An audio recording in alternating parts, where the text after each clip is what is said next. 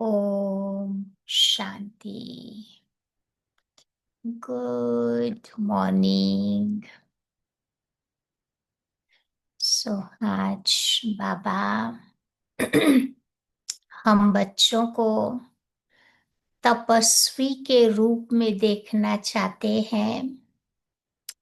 समय की पुकार भी यही बता रही है कि अब हमें तपस्वी मूर्त बन करके अपने आप को और सभी को मदद करनी है। तपस्वी मूर्त किसको कहते हैं? तपस्या क्या है?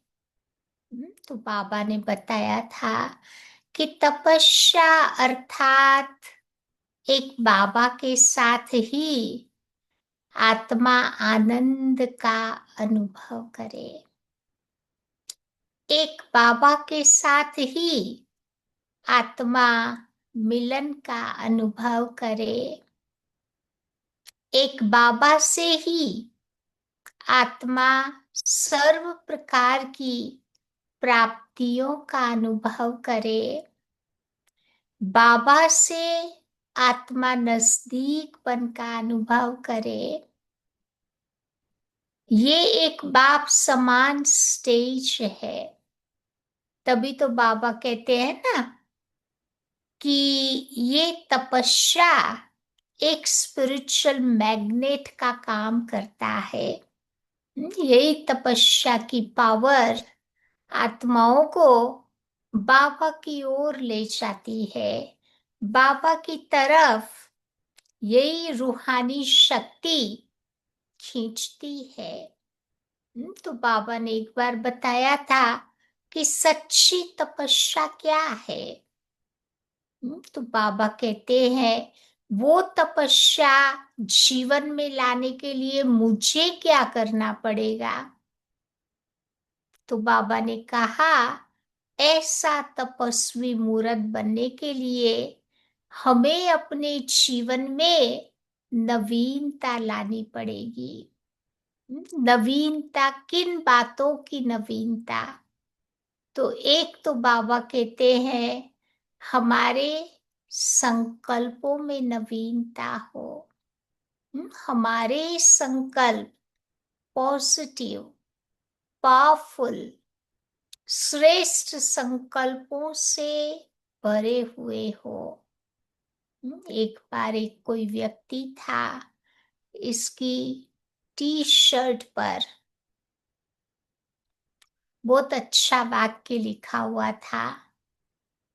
वो 60 साल का व्यक्ति था, लेकिन उसके शर्ट पर बड़ा शानदार वाक्य था कि मेरी उम्र 60 साल नहीं है, मैं केवल 16 साल का हूं, परंतु 44 इयर्स के अनुभव के साथ हूं।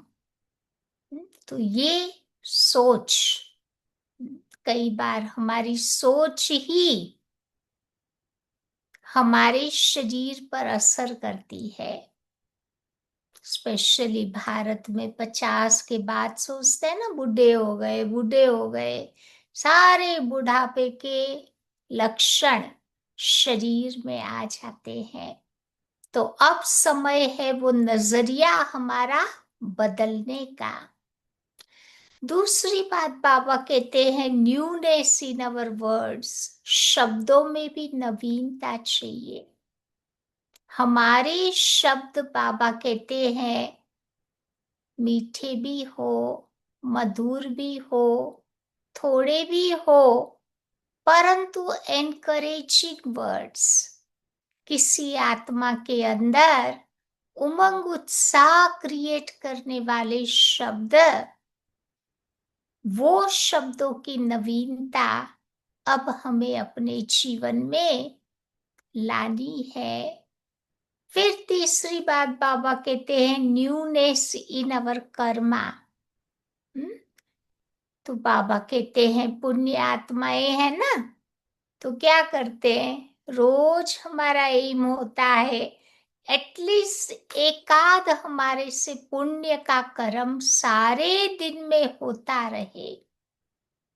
जितने जितने पुण्य के खाते को हम बढ़ाते जाएंगे, उतनी उतनी आत्मा धनवान बनती जाएगी। आत्मा भरथू हाथ अपने घर जाएगी और वो कमाई हमारी अनेक जन्मों तक चलेगी। फिर बाबा कहते न्यूनेस इन अवर नेचर संस्कार। बार बार हम अपने आप को अपने जो ओरिजिनल संस्कार है, जो इटर्नल, माना जब परमधाम में हम थे, उन संस्कारों को याद दिलाए, ब्राह्मण संस्कारों को याद दिलावे, हमारे गॉडली नेचर को याद दिलावे, गोल्डन एजेड संस्कारों को याद दिलावे। तो ये याद दिलाते दिलाते हमारे संस्कार की क्वालिटी बदलती जाएगी, और जो भी डीप रूटेड हमारे संस्कार है वो भी बाबा कहते बदलते जाएंगे। तो इतना ज्ञान योग के पर हमें फोकस करना है, ताकि हमारे डीप रूटेड संस्कार हमें बार बार डिस्टर्ब नहीं करे। फिर बाबा कहते नवीनता होप एंड एंथुसियाज्म में भी लानी है, उमंग उत्साह भी हमारा नया हो, क्योंकि ये ब्राह्मणों की पाखें हैं, विंग्स है, जिसके आधार से हम ऊंचे उड़ रहे हैं। आज की दुनिया में लोग देखो होपलेस बने हुए हैं, सब आशाएं छोड़ दी है, डिसहार्टन बन गए हैं। तो ऐसी आत्माओं के अंदर उमंग उत्साह का दीपक जलाकर उनके जीवन में नवीनता लाने का काम करना है। फिर बाबा कहते नवीनता हमारे अवेयरनेस में भी चाहिए। हमारी स्मृति में नवीनता कैसे आएगी? तो उसके लिए बाबा कहते बार बार अभ्यास करते चले, बॉडीलेस अशरीरी स्टेज का, एंजेलिक स्टेज का, ईगोलेस स्टेज का, और आत्म अभिमानी स्थिति का। तो जितना जितना हमारा ये अभ्यास बढ़ता जाएगा, तो अपने आप हमारी स्मृति में वो नवीनता आती जाएगी। फिर बाबा कहते तपस्वी बनना अर्थात न्यूनेस हमारे पुरुषार्थ में चाहिए। जो भी पुरुषार्थ करे उसमें कंसिस्टेंसी चाहिए। कई बार हम लोग क्या करते हैं, आज किया, 2-3 दिन किया, फिर 2-3 दिन आराम कर लेते हैं, कंसिस्टेंसी नहीं होती है, निरंतर वो नहीं करते हैं। लेकिन अगर मेरा पुरुषार्थ निरंतर है, अगर हमारे में दृढ़ता है, अगर मेरे में अटेंशन बिना टेंशन वाला है, तो अपने आप बाबा कहते हैं हमारे पुरुषार्थ में नवीनता आती जाएगी, हम आगे बढ़ते जाएंगे। फिर बाबा कहते हैं हमारे चर्निंग में भी नवीनता चाहिए। जो विचार सागर मंथन करते हैं ना, बाबा कहते कई बार ज्ञान की गहराई में चले जाओ। जितना गहराई में जाएंगे, जितना मर्ज जीवा बनेंगे, उतने उतने वो रतन मिलते जाएंगे। और यही ज्ञान रूपी रतन हमारी आत्मा को शक्ति देने का काम करेंगे। फिर बाबा कहते हैं नवीनता हमारी दृष्टि में भी चाहिए। तो उसके लिए बाबा कहते अभी समय ही वो बता रहा है कि आत्माएं कुछ भी करे, हमें सबके प्रति रहम की दृष्टि रखनी है, कल्याण की भावना रखनी है, सबके प्रति स्नेह की दृष्टि, भाई भाई की दृष्टि रख करके चलते चलना है। तो वो चीजें मेरे विजन में, दृष्टि में नवीनता भर देगी।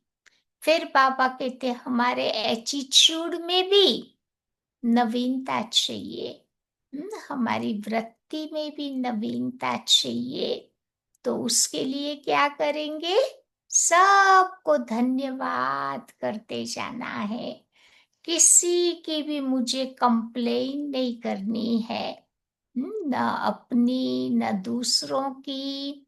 न बाबा कहते हैं कभी कभी शरीर के प्रति शरीर की कंप्लेन करते हैं, कोई प्रकार की कंप्लेन नहीं, सबको धन्यवाद देते जाओ। एटीट्यूड ऑफ ग्रेटिट्यूड, साधुवाद की भावना होगी तो हमारी वृत्ति में भी नवीनता आ जाएगी। फिर हमारे अनुभवों में भी नवीनता चाहिए।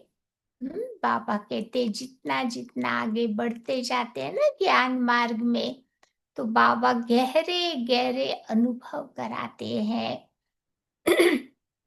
और यही अनुभव हमारे जीवन का परिवर्तन करने का कारण बन जाते हैं। फिर बाबा कहते हैं नवीनता चाहिए हमारे बिहेवियर और एक्टिविटी में, चाल चलन में भी नवीनता चाहिए। तो बार बार हमें याद दिलाना है कि बाबा मुझे ब्राह्मण सो फरिश्ता सो देवता बनाने आया है। तो मुझे अपनी चाल चलन, अपना बिहेवियर रॉयल रखना है, मुझे अपना बिहेवियर देवी देवताओं जैसा रखना है। ये स्मृति दिलाने से बाबा कहते हैं हम बहुत हम्बल बनते जाएंगे और साथ ही साथ ऑलराउंडर भी बनते जाएंगे। और बाबा की सेवाओं में हम सहनशीलता को धारण कर लेंगे। तो तपस्या का बाबा हम बच्चों को ये मतलब बताते हैं कि ऐसी नवीनता मुझे अपने जीवन में लानी है, तब सही अर्थ में हम तपस्वी कहलाएंगे। ओम शांति।